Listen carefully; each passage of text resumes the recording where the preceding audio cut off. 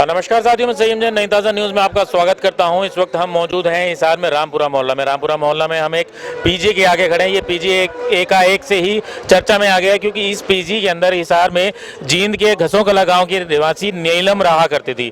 नीलम आरोपी है। संसद में जो अभी आज जो सिक्योरिटी ब्रीच हुआ है उसके अंदर शामिल नीलम को बताया जा रहा है। 4 जो जन थे जिसके अंदर 2 युवक संसद में दर्शक दीर्घा से संसद के अंदर कूदे और एक पीला रंगीन पदार्थ जो है अपने कैन से छोड़ा और दूसरे जो 2 साथी थे उसके बाहर खड़े थे, जिसमें नीलम भी शामिल थी। नीलम से बातचीत भी जहां हुई अगर रिपोर्टर की, उन्होंने ये कहा कि सरकार जो है बेरोजगारी के ऊपर कोई ध्यान नहीं दे रही है, युवाओं पर कोई ध्यान नहीं दे रही है। एक तरीके से विरोध प्रदर्शन उसने संसद के बाहर किया। उनके हाथों में भी जो है कनस्तर थे जिनसे रंग छोड़ा गया था। रहने वाली लोगों के लिए भी है।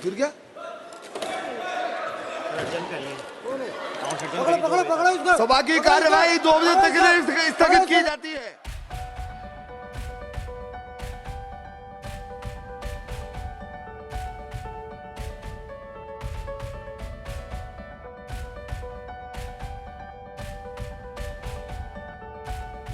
बंद करो, तानाशाही नहीं चलेगी।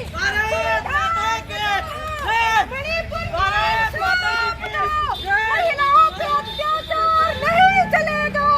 भारत माता की जय। क्यों नारेबाजी कर रही हैं? तानाशाही बंद करो, तानाशाही बंद करो, इस तरह के नारे लगाए जा रहे हैं यहाँ पे।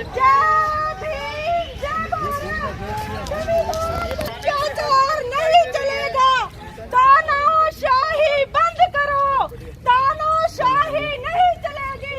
वंदे संसद भवन के ठीक बाहर नारेबाजी है आपका। मेरा नाम नीलम है और हर बंदा हमारी तो ये जो पटाखे फोड़े आप लोगों ने, नारेबाजी की, क्या नाराजगी है आपकी?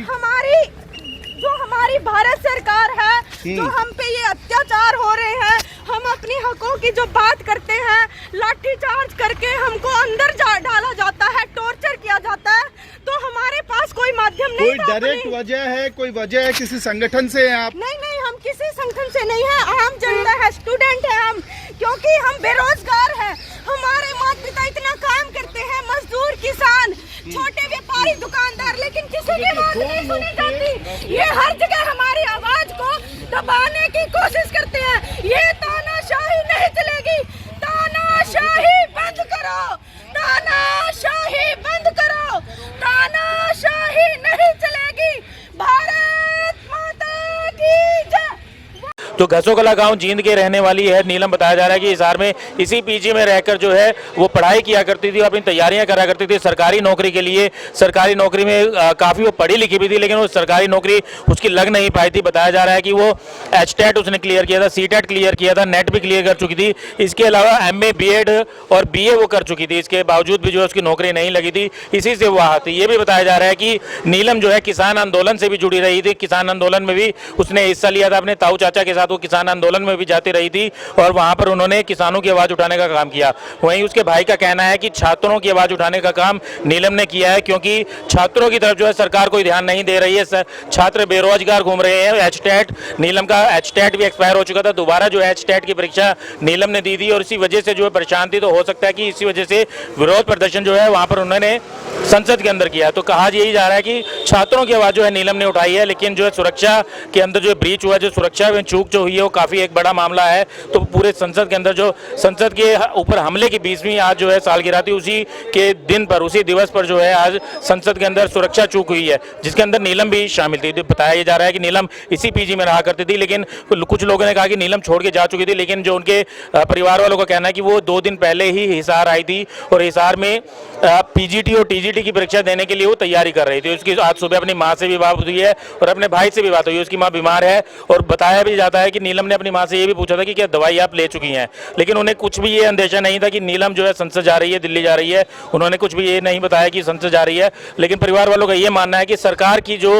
नाकामियां हैं बेरोजगारी को लेकर जो है, क्योंकि रोजगार जो है सरकार की तरफ से नहीं दिया जा रहा है, ऐसे आरोप जो है नीलम के भाई ने भी लगाए हैं। तो उसी वजह से हो सकता है कि नीलम ने ये कदम उठाया हो। उनके भाई और परिजनों ने यह भी कहा है कि नीलम जो किसी संगठन से नहीं जुड़ी हुई थी, किसी पार्टी से नहीं जुड़ी हुई थी, लेकिन वो अपनी तैयारी कर रही थी। 40 के करीब 42 के करीब उसकी उम्र हो चुकी थी, लेकिन अभी तक नौकरी नहीं लगी लगी थी, नौकरी वो लगना चाहती थी, सरकारी नौकरी की तैयारी कर रही थी, पढ़ाई भी उसने बहुत की, इसके बावजूद भी जब उसकी नौकरी नहीं लगी तो हो सकता है कि ये कदम उसने उठाया गया। अभी पुलिस की हिरासत में है नीलम और उससे पूछताछ जारी है। अगर हम कोशिश करेंगे कि यहाँ पर अगर किसी से बातचीत हो पाती है, उसके साथ रहने वालों से अगर कोई बातचीत हो पाती है तो हम आपको आगे अपडेट करते रहेंगे। मैं सय्यम जैन, कैमरामैन अशोक के साथ, नई ताज़ा न्यूज़, हिसार।